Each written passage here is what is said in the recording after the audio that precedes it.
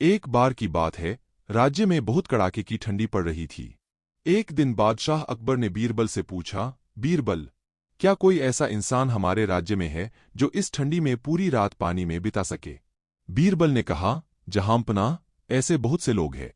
इस पर बादशाह बोले, मुझे विश्वास नहीं हो रहा है। बीरबल बोले, आप विश्वास करिए, ऐसे बहुत से लोग हमारे राज्य में हैं जो बस कुछ पैसों के लिए कोई असंभव काम कर सकते हैं। इस पर बादशाह अकबर बोले, ठीक, आप हमें साबित करके दिखाए। बीरबल बोले, मैंने साबित कर सकता हूं। अगले दिन बीरबल दरबार में एक धोबी को लेकर आए। बीरबल दरबार में सभी के सामने बोले, यह व्यक्ति सारा रात पानी में खड़ा रह सकता है। इस पर दरबार में मौजूद लोगों को विश्वास नहीं हो रहा था। बादशाह अकबर बोले, ठीक है, यह आज की रात हमारे महल के पीछे वाले तालाब में सारी रात खड़ा रहेगा।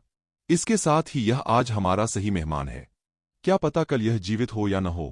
बादशाह ने यह भी वादा किया कि अगर यह सारी रात इस ठंड में तालाब में खड़ा रह सकता है तो इसे मैं कल ढेर सारा उपहार दूंगा। सारा दिन उस धोबी की खातिरदारी की गई। रात होते ही वह महल के पीछे वाले तालाब में जाकर खड़ा हो गया। उसके आसपास कई सैनिक भी मौजूद थे जो उस धोबी पर नजर बनाए हुए थे। अगले दिन दरबार में बीरबल उस धोबी को अपने साथ लेकर आए। उस धोबी को जिंदा देख बादशाह अकबर भी सोच में पड़ जाते हैं। बादशाह अकबर सैनिक से पूछते हैं, क्या तुम सब ने इस पर कड़ी नजर रखी थी?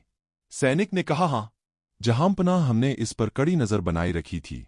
इस पर भी बादशाह अकबर को विश्वास नहीं हो रहा था कि कोई इतनी ठंडी में सारी रात तालाब के पानी में खड़ा होकर बिता सके।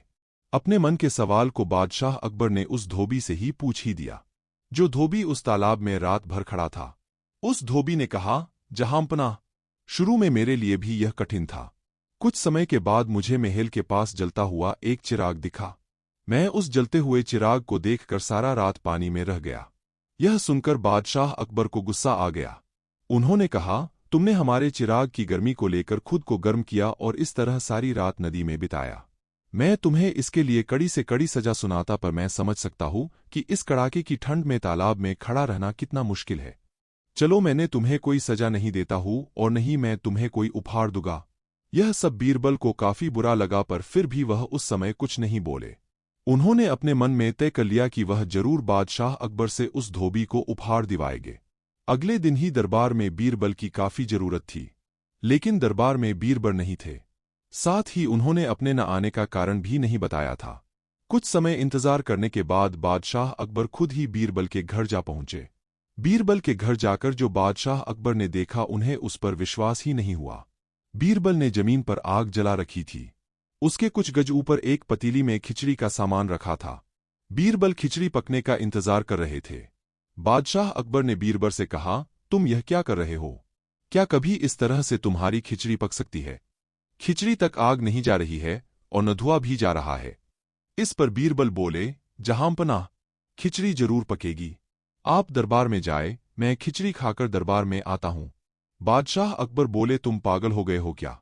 इस तरह से कभी भी खिचड़ी नहीं पक सकती है। खिचड़ी को पकाने के लिए उसे सही मात्रा में गर्मी चाहिए। बीरबल बोले, जहांपनाह, जब कई गज दूर जल रहा दिया किसी इंसान के शरीर को गर्म कर सकता है, तो यहां पर तो खिचड़ी जरूर पकेगा। आप माने या फिर न माने। अब बादशाह अकबर को सब कुछ समझ में आ गया। उन्होंने बीरबल ने कहा, अब तुम मेरे साथ महल चलो, मैं उस व्यक्ति को उसका उपहार जरूर दूंगा। इसके बाद अकबर ने उस धोबी को उसे दे दिया। तभी से बीरबल की खिचड़ी की कहानी प्रसिद्ध हो गई।